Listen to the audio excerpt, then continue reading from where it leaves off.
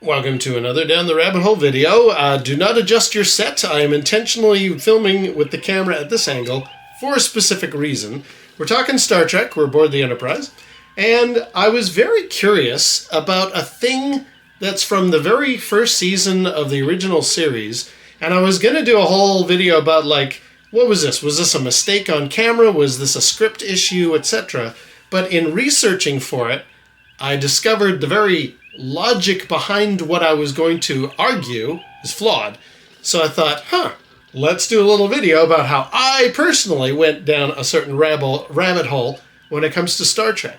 So I was watching the original series, as one does, and I was for years I have always been a bit confused in the episode, The Naked Time, episode 6. Kirk and crew, they get drugged, they get kind of loopy from spores. They now feel like all of their inhibitions can be released. And there's an awesome sequence where Spock locks himself away in a briefing room. And Kirk comes in and he tries to snap Spock out of it. And in so doing, he gets the disease. And he laments something that on paper, it works great. And the acting is fantastic. But it doesn't actually logically make sense to me as a Star Trek fan of the original series. Spock is coming around. He's waking up. Kirk says, you don't really understand what it's like to be a captain, to have to be in such a position of authority all the time. For example, that young yeoman. I know you've seen her, Spock. You know the one that I mean. If only I had a time that I could not be the captain. If only we could have a nice beach to walk on. If only there was no braid on my shoulder. And I thought, but wait a minute. And this is why the camera is at this angle. The braid is not on Kirk's shoulder. It's on his sleeve. Why would he say, no braid on my shoulder? It's illogical within the context of the Star Trek universe. There is no braid on Kirk's shoulder. And I thought, okay, maybe I'm remembering it wrong. Maybe, why don't I look up? There was that alternative outfit that Kirk wore, with the green shirt. Maybe that one. Nope. Lo and behold, there are gold fringes and stuff, but no braid on the shoulder. So I just thought, why would they have come up with that terminology? That doesn't make any sense. And I was about to go into this whole diatribe about, like, okay, there were many times original season Star Trek was calling upon naval elements, naval parts of the milieu in order to get Star Trek to breathe, within the confines of a little 60s television show. How can we give this thing some depth? Well, we'll pull upon naval iconography, naval terminology.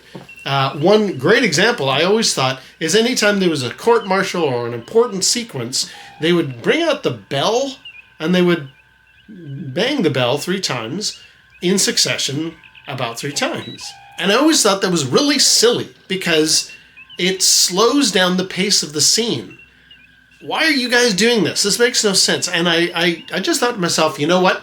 It probably follows something from the Navy. There is probably a reason. And anybody who actually serves in the Navy or knows somebody in the Navy. Is that true? That whole banging the bell thing, was that a standard procedure that is important and that's why they put that in? Because at least as far as the Star Trek episode is concerned, the sci-fi aboard the spaceship bit, it really slows down a lot of sequences. And I thought, okay, there's probably a military reason for this. Now, I thought to myself, okay, I'm going to just look up this braid on the shoulder phrase. And yes, lo and behold, in some of the Star Trek Wikipedia entries, they do mention how Star Trek called upon naval terminology. I'm going to put a link below to Memory Alpha Fandom Wiki, which is a Star Trek thing. They actually have a whole section about braid or insignia, which were bands of fabric or metallic material designated to denote rank on a uniform. Officers of Earth's United States Navy wore rank stripes on their sleeves and on their epaulets. And that system was similar to insignia used in some part of Starfleet history. So I was like, okay, naval officers in the real human earthbound Navy, they have braid literally on their shoulder. And that is actually backed up in, again, going back to first season Star Trek, when Kirk and Spock are down for the episode The Man Trap, where they run into the doctor woman that is friends with Bones.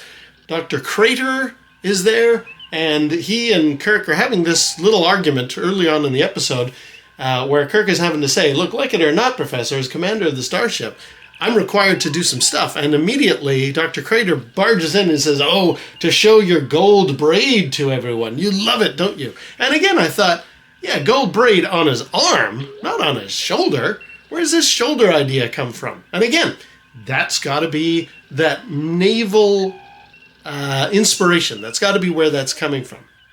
Case in point, as you can see, no braid on this shoulder at all. However, here is me all ready to do this discussion about how Kirk never had braid on his shoulder. He does. There is actually an example of Kirk with braid on his shoulder, quite literally, and it precedes The Naked Time.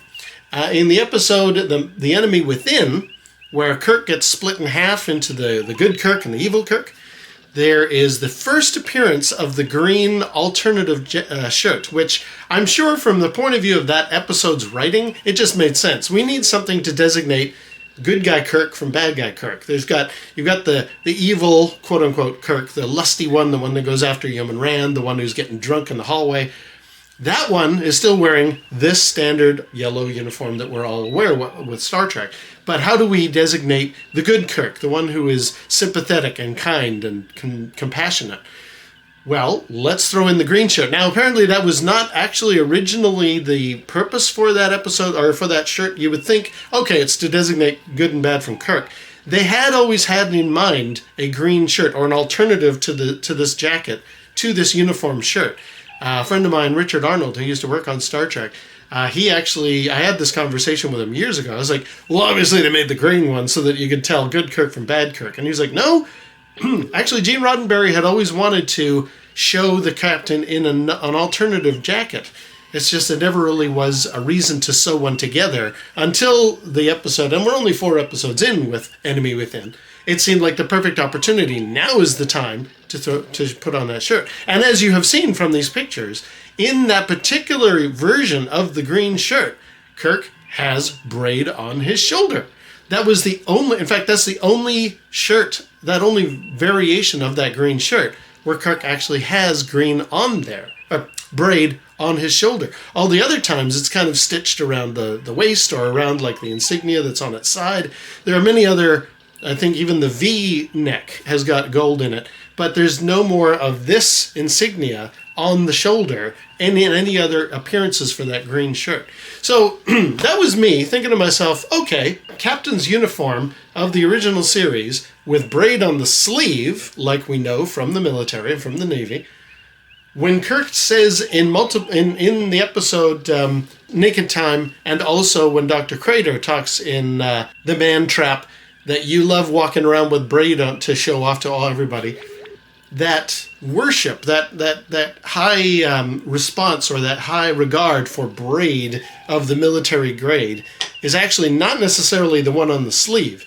He did have it on his shoulder, though briefly. And again, we're talking first season for both of these episodes, all 3 of these episodes. So when they were writing the Naked Time and Kirk was lamenting not pursuing Yeoman Rand, he did say, I wish we had a beach to walk on. I wish I didn't have braid on my shoulder like I did just 2 episodes earlier in The Enemy Within. So anyway, that was a very interesting pursuit for me, and I thought I would bring it up on this very strangely filmed episode for my Star Trek stuff. I'm going to leave it there. So until next time, we'll see you down the rabbit hole.